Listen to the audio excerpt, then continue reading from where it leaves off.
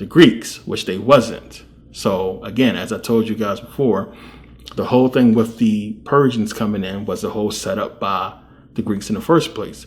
So we know we had this time. We're talking about the 6th century. The Greeks wouldn't come in and take over until around the 4th century. So around the 6th century, around 500 or something, you had this whole thing happen with the Persians coming in, taking over. You had the rebellion of the Egyptians fighting against the Persians for about 75 to 100 years. Then eventually, once they would regain power of Kemet, then the Greeks would take over. There is no mention of no Jews through none of this.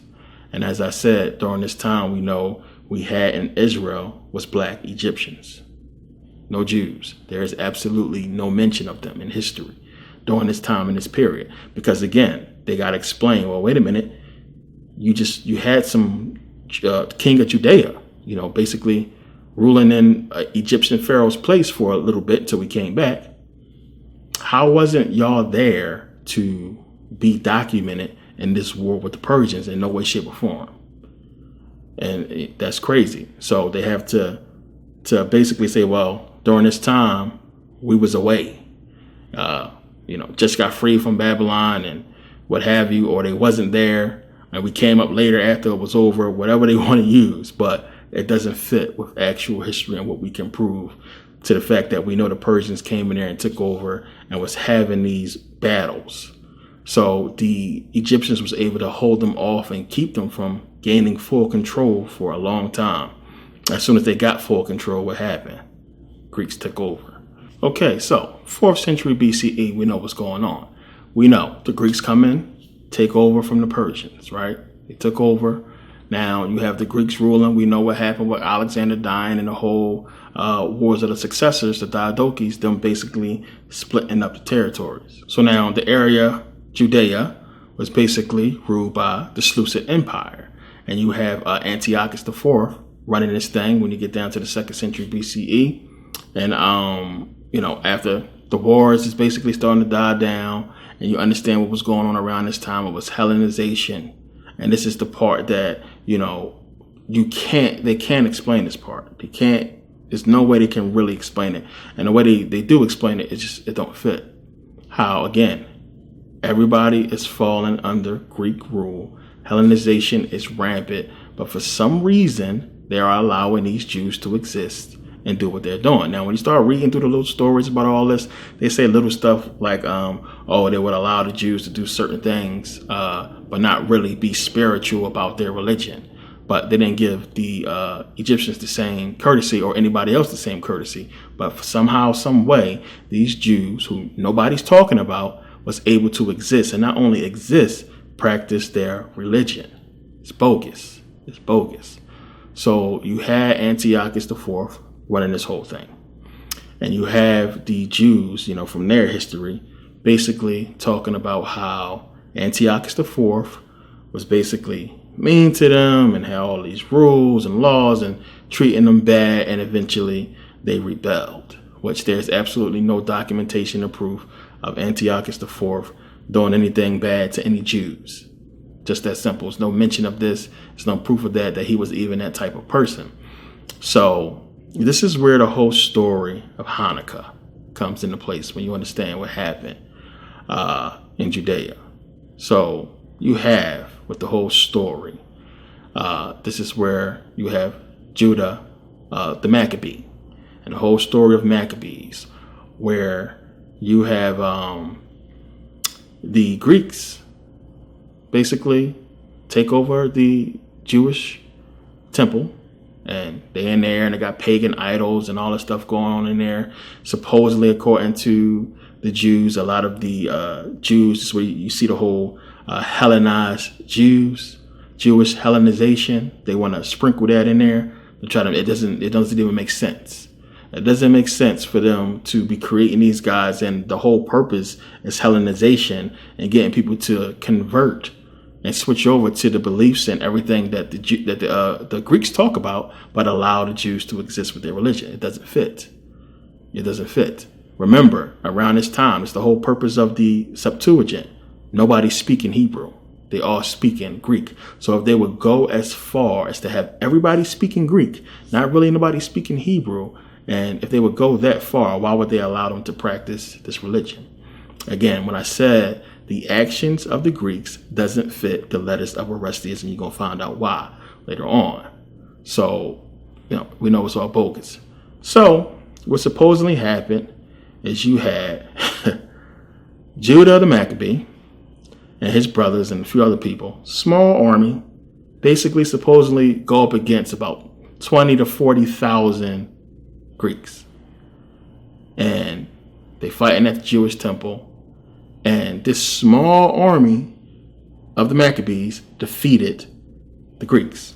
Thousands of men, they just somehow defeated them. Now it says here, the Maccabees were a group of Jewish rebel warriors who took control of Judea, which at the time was part of the Seleucid Empire. They founded the Hasmonean dynasty, which ruled from 167 BCE to 37 BCE, being a fully independent kingdom from about 110 to 63 BCE. They reasserted the Jewish religion partly by forced conversion, expanded the boundaries of Judea by conquest, and reduced the influence of Hellenism and Hellenistic Judaism. Now, I wanted to highlight that part, by forced conversion. Let me tell you why. Because as I said, we know these were Africans there, black people. And there's evidence, there's already proof that there was people were forced into this religion, forced into Judaism. So they know when people go back and they start looking at this history, when they start seeing that, why are Jews supposedly forcing Jews to be Jews? Doesn't make sense. But when you understand, and as I said, what Hellenization really was them instilling the Jewish faith, because the Greeks created it. Was no Jewish people. They created the whole thing, and it was forcing it upon the African people that was there, the remnants of the Egyptian empire. Plain and simple. Doesn't that fit? It makes sense. As I said, they was ruling. Israel was their kingdom, the Egyptians. When the Persians came over, of course there was Egyptians still there, because we know they was fighting. And then when the Greeks came, still black Egyptians, Africans, whatever you want to call them, was there. They wasn't gone. They were converted. They tried to give them Zeus Ammon, tried to give them Serapis. They wasn't having it. So Hellenization, the whole creation of this whole Jewish faith, was created and forced on them through generational indoctrination. That's basically how you do it.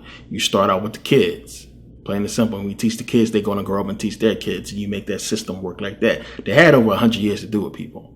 They had plenty of time to get this thing going and get the people out spreading it. Plain and simple. So when you find proof that was forced,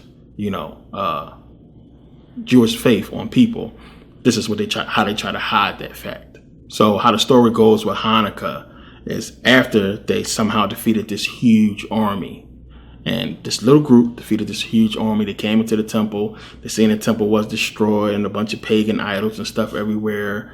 And they basically wanted to light the menorah, which is basically like, you see a Hanukkah, the candles or whatever. But they only had enough oil to basically last them a day. And it would take them 8 days to sanctify the oil, to make the oil up or what have you. But somehow, miraculously, somehow through some kind of miracle, that oil that was only supposed to burn for 1 day, burned for 8 days and gave them enough time to make more. And there you have Hanukkah. And they didn't really celebrate Hanukkah until that's a new American thing. Jews wasn't really celebrating Hanukkah until probably like the 1920s, when a lot of Jews was coming into America. But that story sounds more like a myth and a fable, when you understand. Now, of course, you're going to have those religious people that say, well, God was with them. God was with them and helped the oil burn, and God was with them to help them fight, this war.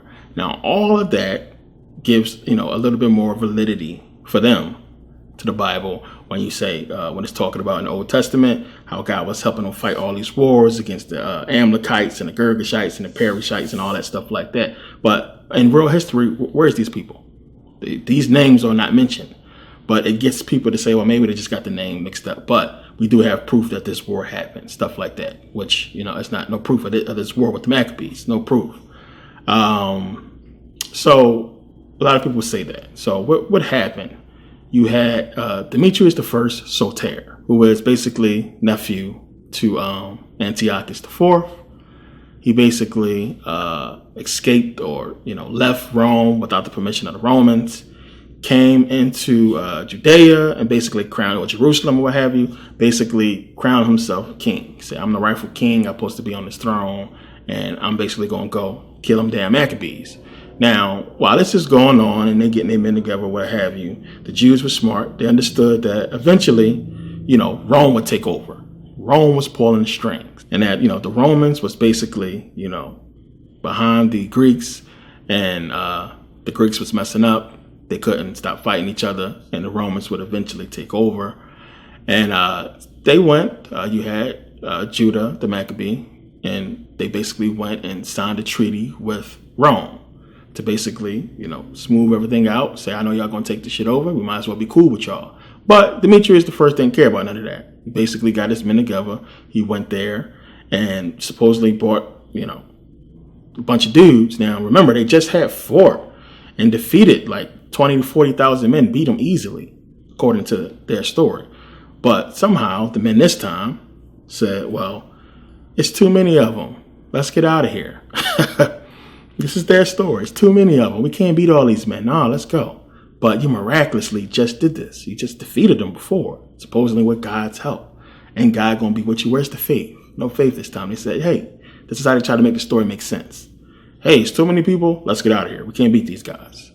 So they told Judah, the Maccabee, to basically leave. We outnumbered. He stayed. Some men stayed. They got slaughtered. So I guess God wasn't with them that battle. They got beaten. And that was the end. Maccabees lost. Judah, the Maccabee, was killed. And basically, the Greeks took back power. And that's basically what happened. So it's cool that they put a little story together to get people hype about that time, to try to interject them into history.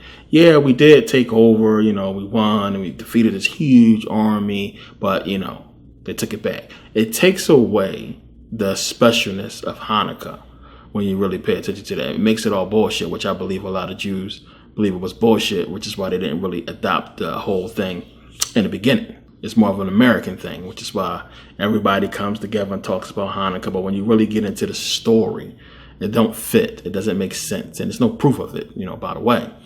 But, they put that in there. And the whole part about them having this special, making them seem like they had divine powers and was divinely willed or, skill to basically fight off these Greeks who were huge. Plain and simple. Huge. We know the Greeks pride themselves on, being strong warriors. Sparta is basically an acronym, for sports, where we get sports from. Sparta was about sports. It was about big, strong dudes and the Olympics and all that stuff like that. So to have these Jews be able to defeat thousands of them with their, small numbers, it's crazy. Maccabees. Well, it's an acronym for who is amongst the strong like God. Sounds like something, some Greeks to make up anyway. But we know, okay, Greeks got back power. Eventually, the Romans would take over, and the Romans would be in power. They would put Herod basically as king of Judea. And then you have the whole Josephus coming into play. And Josephus, when he's talking about the antiquities of the Jews and the wars of the Jews, he gets into the whole thing with Hanukkah and all that stuff like that. All bullshit. But this is where you have Josephus come in, start talking about, this period where the Jews rebel or revolt against the Romans, and they basically, the Romans burn down the Jewish temple, and the only thing that's left standing is, the Western Wall. And this is the wall I always talk about where all the celebrities go, the so-called Wailing Wall. They go to the wall. Everybody goes to the wall. What's supposed to be the last remnants of the Second Temple. Now, my whole thing is, still no proof of that any of these temples was built.